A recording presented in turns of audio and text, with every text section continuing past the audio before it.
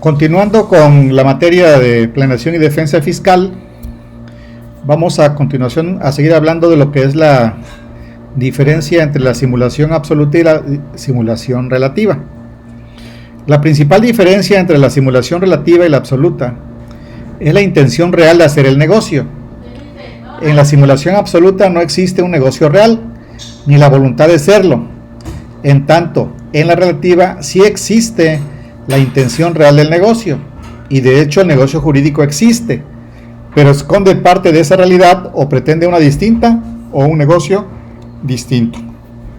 Por ejemplo, cuando el padre vende la casa a su hijo, pero en realidad no es una venta, sino una donación, allí estamos ante una simulación relativa, por cuanto la intención verdadera del negocio es hacer el traspaso de la casa de padre a hijo, pero sin pago de por medio, de manera que esa venta ante terceros está ocultando una donación.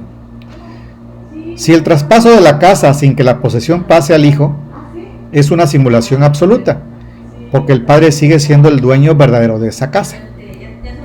Esto se da, por ejemplo, cuando el padre quiere pasarle la propiedad de una casa a su hijo, pero su hijo es trabajador y tiene oportunidad de un crédito del Infonavit o un crédito del Fobiste, y para hacer para hacer ejercicio o ejercer ese crédito y obtener ese recurso, pues hacen la simulación donde el padre simula venderle la casa a su hijo en el precio en el que va a obtener el crédito, pero en realidad no le está vendiendo, sino es una donación. Entonces el hijo se queda con ese recurso, nunca se lo entrega al padre.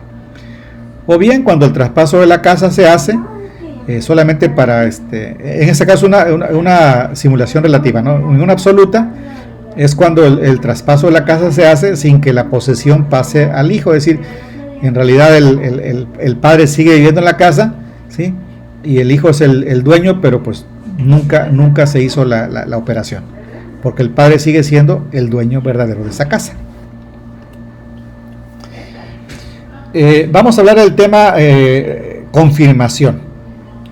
Se dice que es la presencia de una persona, una manifestación unilateral, en un acto jurídico orientado a hacer desaparecer un vicio o defecto no sustancial que sería causa de anulabilidad del acto por confirmar. Es decir, cuando se hizo una simulación en ese caso, y una de las personas confirma que sí está consciente de que quiere que en realidad el acto se confirme y se lleve a cabo. ¿Qué características tiene esto que se llama la confirmación? Pues primeramente que es una declaración unilateral, ¿sí? Que es irrevocable porque es una decisión de la persona, que no es autónomo, es decir, es accesorio, que es incondicional, que es ilimitado temporalmente y que además puede ser retroactivo, es decir, una confirmación de un acto realizado con fecha anterior. Hay dos clases de confirmación: la confirmación expresa y la confirmación tácita. Se dice que hay una confirmación expresa de acuerdo con el artículo 230 del Código Civil, cuando hay una mención expresa y puntual, es decir, hay una descripción precisa de la causal de anulabilidad, existe una declaración expresa del confirmante y además consta en un instrumento escrito a través de la prueba de existencia. Es decir, por escrito, de manera unilateral, la persona expresa su consentimiento y su confirmación del acto que anteriormente podría haber sido un acto simulado.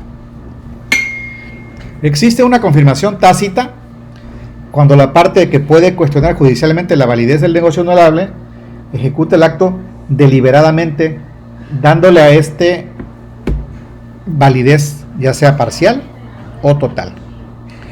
Implica la renuncia de hecho a impugnar el acto anulable. Este acto ya no es susceptible a ser anulado. Es realizado por persona capaz con conocimiento del vicio del acto. Cuando hablamos de persona capaz, estamos hablando de una persona mayor de edad y que no se encuentra imposibilitado. También puede darse cuando existen hechos que demuestren indubitablemente la intención de no ejercitar la acción de anulabilidad. Y cuando hablamos de la palabra indubitablemente, esta palabra quiere decir sin lugar a dudas. Otro tema que nos establece esta unidad es la convalidación de los actos simulados. Existe la presencia de las dos partes, es decir, aquí hay una manifestación bilateral, que celebraron un acto jurídico que adolecía de un vicio o defecto no sustancial que podía ser cuestionada su anulabilidad. ¿Sí? Aquí existe, por ejemplo, la declaración conjunta de ambas partes, declarando que el acto es válido, es decir, una convalidación expresa. Con hechos se cumplen las obligaciones derivadas de ese negocio anulable, es decir, con una convalidación tácita. Con la convalidación, las partes, es decir, tanto el acreedor como el deudor, pierden el derecho a cuestionar el acto convalidado. Los efectos del mismo se retrotraen a la fecha en que se celebró el acto. Esto puede ser, por ejemplo, cuando una persona menor de edad realiza un acto jurídico como una compraventa y tenía, por ejemplo, 17 años, pero cuando cumple 18 puede realizar esa convalidación junto con el comprador y vendedor. Realizan esa convalidación de manera expresa o bien de manera tácita, ¿sí? Ya cuando tiene los 18 años y tiene la capacidad legal para contratar, entonces puede realizar el acto de convalidación. Otro ejemplo de convalidación puede ser, por ejemplo, cuando dos personas menores de edad o uno solo de ellos es menor de edad y contraen matrimonio, ¿sí? Y declaró falsamente ante el registro civil que tenía más edad de la que en realidad tenía, o presentó algún documento falso, algún acta de nacimiento falso donde aparentaba tener más edad, pero posteriormente ambas partes deciden convalidar el acto. Ya cuando la persona haya cumplido su mayoría de edad, entonces puede presentar el acta original, el acta verdadera. De esa manera se puede convalidar ese matrimonio. Vamos a hablar entonces a continuación del tema la falta de legitimación. Y se dice que ¿qué cosa es la legitimación? Es la idoneidad de la persona para actuar en el juicio, inferida no de sus cualidades personales, sino de su posición respecto al litigio. Existen dos tipos de legitimación, tanto la activa como la pasiva.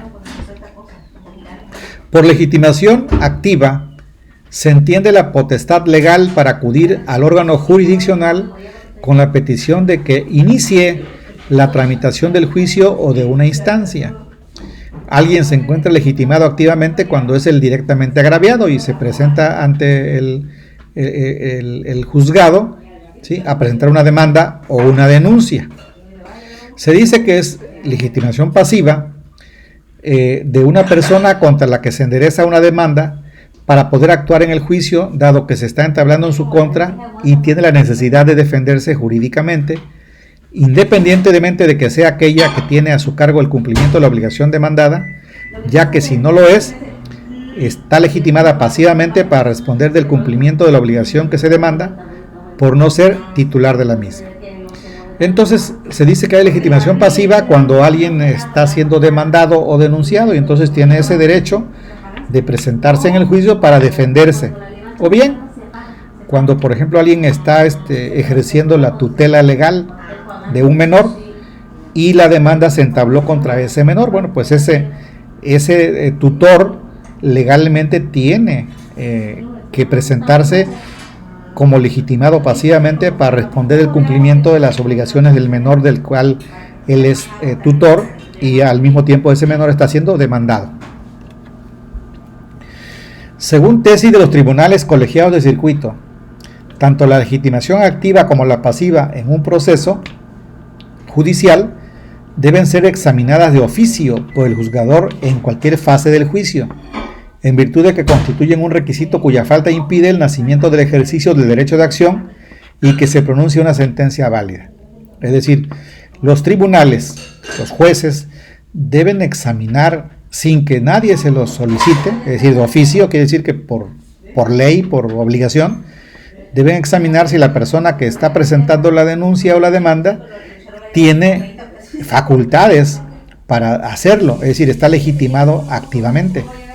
Asimismo, quien se defiende, quien presenta la contestación a la demanda o a la denuncia, ver si es directamente el demandado, o en su caso, si no lo es, si tiene algún nombramiento o alguna tutela legal para poder presentarse en el proceso, ya que si no se hace, cuando se pronuncie la sentencia, esta no tendrá validez.